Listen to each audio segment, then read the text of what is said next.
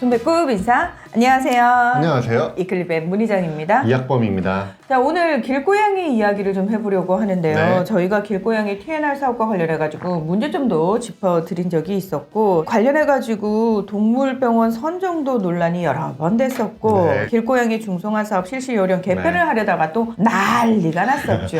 맞습니다. 이 길고양이 TNR 사업, 이제 포획을 해서 중성화를 해서 원래 있던 곳에 다시 방사하는 사업인데요. 여러 지자체에서 이제 시범 사업으로 진행이 됐었고, 2018년부터는 이제 중앙정부 주도로 본격적으로 시행이 되고 있습니다. 논란이 끊이지를 않아요. 저희가 위클립의 258회에서 그 실시 요령 개편 논란을 좀 짚어드린 적이 있는데요. 그 당시 수의사의 판단 아래 2kg 미만의 어린 개체들 그리고 수유묘 중성화를 좀 허용하겠다라고 했다가 캣맘들이 동물 말살 정책이라고 비판을 하면서 난리가 난 적이 있습니다. 당시에 캣맘분들이 정말 대대적으로 분노를 했었던 그 네. 기억이 나는데, 정부가 이렇게 캣맘분들의 이야기를 좀 받아들이다 보니까 또 정작 수의사 단체에서는 아니 왜 동물 의료 전문가인 수의사의 이야기는 듣지 않느냐 이런 불만이 있었거든요. 아이고, TNR 사업 사실 저희가 정말 중요하고 좋은 사업이다라는 건 알고 있지만 네. 여러 가지 논란들이 굉장히 많은데, 자 그러면 먼저 지금까지 TNR 사업 얼마나 잘 진행이 돼 왔는지 그거부터 좀 살펴볼 필요가 있을 것 같아요. 농식품부 자료인데요. 2018년부터 본격적으로 시행한 뒤에 2022년까지 약 35만 7천여 마리를 중성화 수술을 했습니다. 네. 이제 매년 중성화 수술하는 개체가 늘어나고 있는데요. 그러다 보니까 투입되는 예산도 이제 매년 증가하고 있어서요. 그렇죠. 2022년에는 120억 원 이상이 투입이 됐으니까 적은 돈은 사실 아니고요. 맞습니다. 여기에 또 지자체가 자체적으로 하는 TNR 사업도 많아요. 그래서 서울시 등 12개 지자체는 이제 자체 예산으로 TNR 사업을 하면서 그 5년간 9만 3천여 마리를 중성화 수술을 했습니다. 사실 숫자 자체도 적지가 않고, 네. 아 이제 길고양이 TNR 사업은 거의 자리가 딱 잡혔구나 이 느낌이 들어요. 실제 이제 효과가 그럼 얼마나 있느냐, 이것도 이제 이번에 발표를 했는데요. 농식품부 발표에 따르면 7대 특 광역시를 조사를 해봤더니 길고양이 개체수가 1제곱킬로미터당 2020년에는 273마리였는데 2022년에는 233마리로 줄었다. 그리고 잠요의 비율도 29.7%에서 19.6으로 줄었다.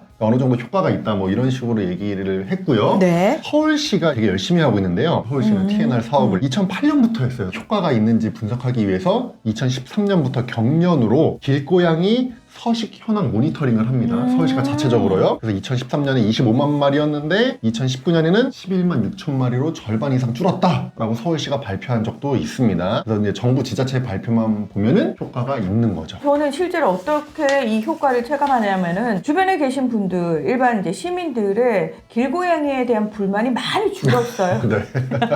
그것만 봐도 아 뭔가 TNR 사업도 좀 잘 자리 잡혀가고 있고, 그리고 네. 인식도 좀 달라지고 있구나 이런 생각이 드는데, 이번에 정부가요 이 TNR 관련해 가지고 정책을 완전히 좀 뜯어고치겠다라고 이야기를 하고 있는데, 이게 네. 동물복지환경정책관 산하의 동물복지정책과에서 나온 계획입니다. 저희가 지난주에 짚어드렸죠. 전담 국을 만드니까 아우 역시 신경 써야 할 곳이 많았는데 사실은 일할 사람이 없어서, 조직이 네. 없어서 그동안 신경 못 썼던 거야. 역시 만들고 봐야 된다. 그러면 길고양이 돌봄 가이드라인 요걸 만든다는 얘기가 있어요. 네. 요건 무슨 얘기인가요? 자, 우리 케어테이커죠. 캣맘, 캣데디. 이분들이 이제 길고양이를 돌보는데 그 기준을 마련을 하겠다는 거예요. 지금까지는 그냥 다 자의적으로 알아서 네, 하셨죠. 맞습니다. 사실은 예전에도 이제 지자체나 이제 캣맘 단체에서 스스로 근데 우리가 좀 책임감을 가지고 밥을 주더라도 이런 거 좀 해보자. 먹이를 주고 남는 먹이는 바로 치우자. 또 배설물도 좀 치우자. 그리고 TNR 사업에 적극적으로 동참을 하자. 그리고 워낙에 이제 갈등이 많으니까 그런 게 생겼을 때 적극적으로 소통하고 협조하자, 이런 걸 만든 적이 있어요. 자체적으로요. 맞아요. 거기 계신 분들하고 갈등이 굉장히 좀 많이 생기다 있었어요. 보니까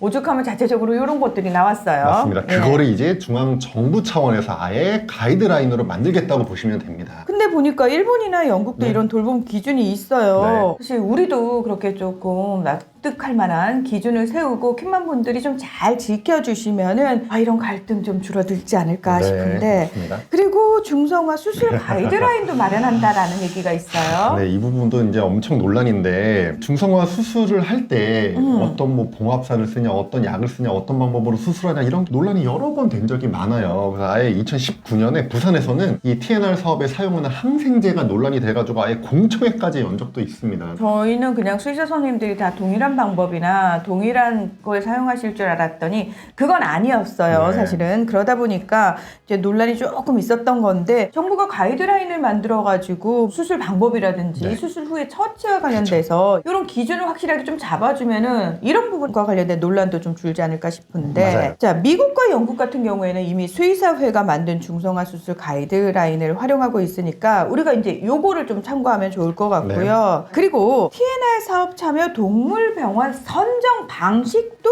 바꾼다고요? 네, 이것도 정말 논란이 너무너무 많은데요. 네. 지금 이제 최저가 입찰 방식을 주로 사용을 해요. 그러다 보니까 아무래도 낮은 단가를 제시한 동물병원이 이 사업에 선정되는 경우가 많고, 그러다 보니까 이 수술의 질이 떨어질 수 있는 가능성이 있다, 이런 지적들이 항상 있어가지고요. 네네. 최저가 입찰이 아니라 이제 평가 방식으로 전환을 하겠다는 거예요. 그래서 적절한 시설, 장비, 인력 등을 갖추고 있는지, 그래서 정성, 정량 평가를 해가지고 그런 동물병원을 TNR 사업에 참여시키겠다. 이게 정부의 계획입니다. 제가 자료를 좀 보니까 그렇게 뭐 해놓고 선생님들 알아서 하세요가 아니고 네. 여기에 참여하는 수의사 선생님들 대상으로 연 1회 교육도 실시를 한다고 그러고 네. 우수병원도 추천하는 방안도 있고요. 네, 예, 이런 거 맞습니다. 참 좋습니다. 자, 그런데 이렇게 여러 가지 가이드라인 만들겠다, 이렇게 일을 많이 하겠다라고 얘기를 하고 계신데 결국은 이 과정에서 협의가 상당히 중요하지 않습니까? 맞습니다. 예. 그래서 협의체를 만들겠다라고 하는 거예요. 그래서 대한수의사회, 동물보호단체, 캣맘 등이 참여하는 가칭 길고양이 복지개선 협의체를 만들어서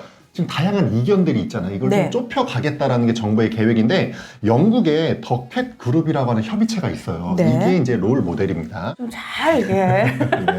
협의가 폭넓게 돼가지고 그리고 다양한 시각에서 또 여러 가지 좋은 의견들 좀 많이 들어와가지고 우리 길고양이들도 행복했으면 좋겠고요. 우리 길고양이들로 인해서 일반 시민들도 좀 행복해지는 그런 사회가 됐으면 좋겠습니다. 네. 저는 길고양이를 사랑합니다. 네. 오늘 위클리벳은 여기서 마무리하겠습니다. 함께해 주셔서 고맙습니다. 감사합니다.